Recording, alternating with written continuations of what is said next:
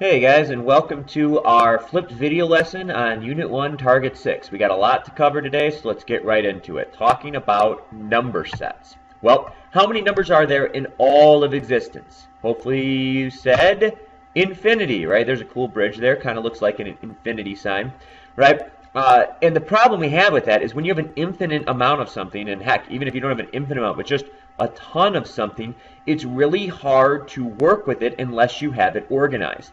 And that's what our number sets do, is they take the infinite amount of numbers we have in all of existence that we could come up with, and they organize them into sets or into groups so that we can work with them easier and talk about them easier. Now, to understand how the number sets relate to each other, it's easy to understand that based on an analogy with geographic location, right? So let's just say you're at school, you are currently located in Grays Lake, Illinois.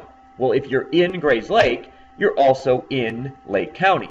If you're in Lake County, you're also in Illinois. If you're in Illinois, you're in the United States, and if you're in the United States, you are on planet Earth. Notice how each smaller geographic location fits into the larger one. And if you're in a smaller one, you're guaranteed to also be in the larger one. But the reverse is not true. Just because I live in the state of Illinois does not mean that I am located in Grays Lake.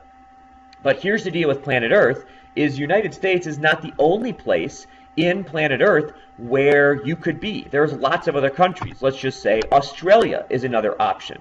So there are going to be times where you might not be in any of those locations that are linked together.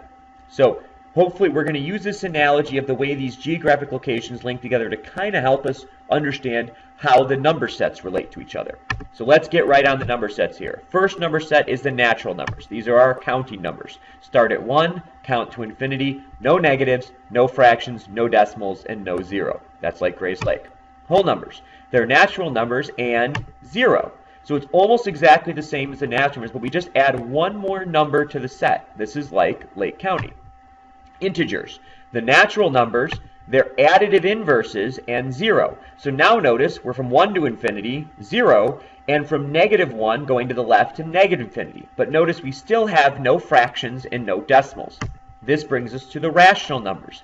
These are numbers which can be written as fractions. This is like the United States here. This contains all of our previous number sets.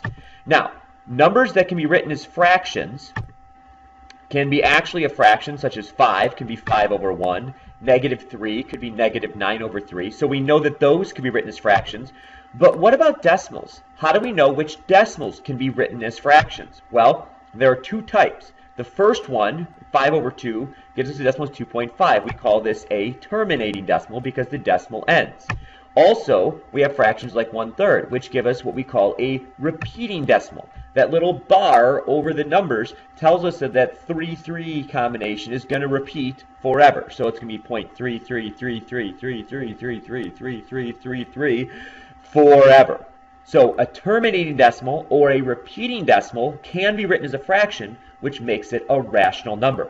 So we can see these four number sets relate to each other, that the naturals fit into the wholes fit into the integers fit into the rationals, just like our geographic locations. Grays Lake into Lake County into Illinois, Illinois into United States. Smaller to bigger fits. Bigger to smaller does not fit. Just remember that.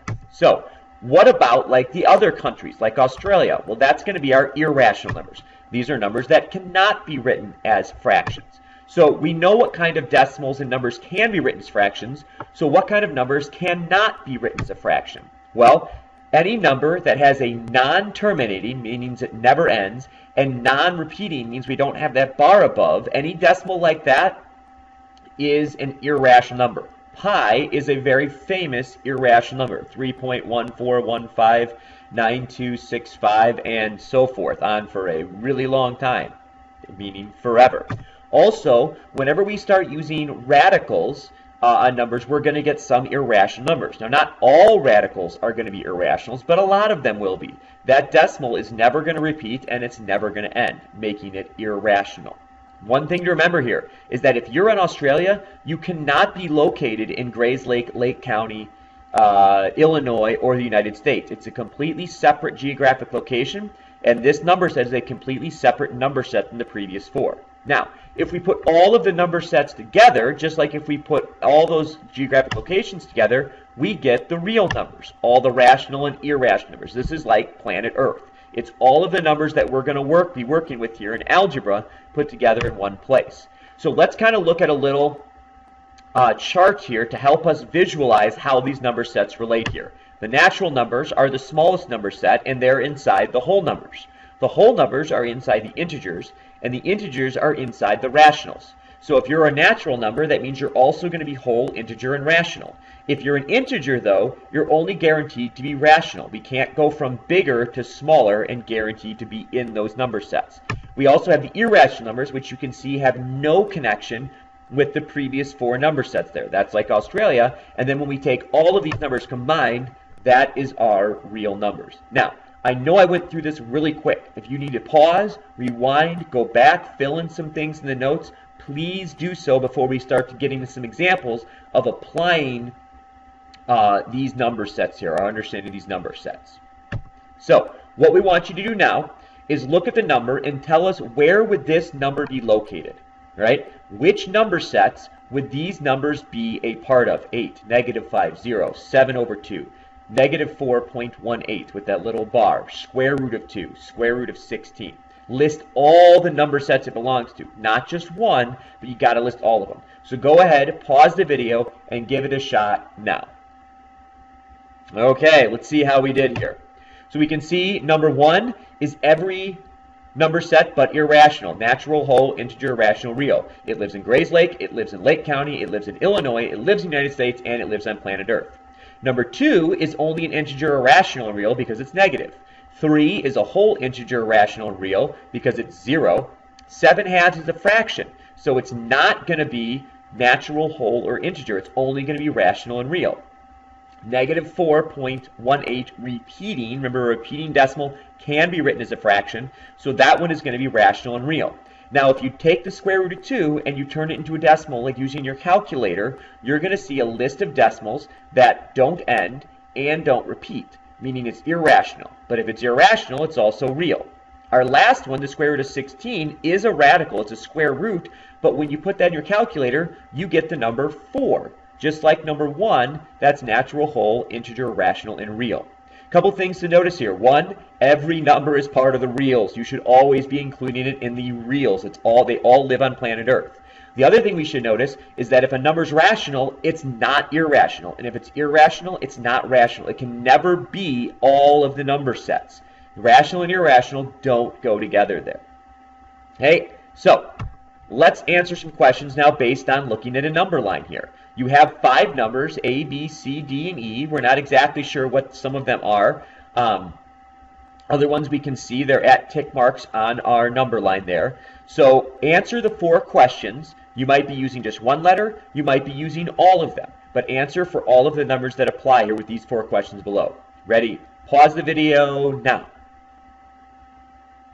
Okay, let's see how you did here. Which number is the whole number? Well, that's C, D, and E. 0, 2, and what is that? 1, 2, 3, 4, 5, 6. E would be 6 there. Those would all be whole numbers.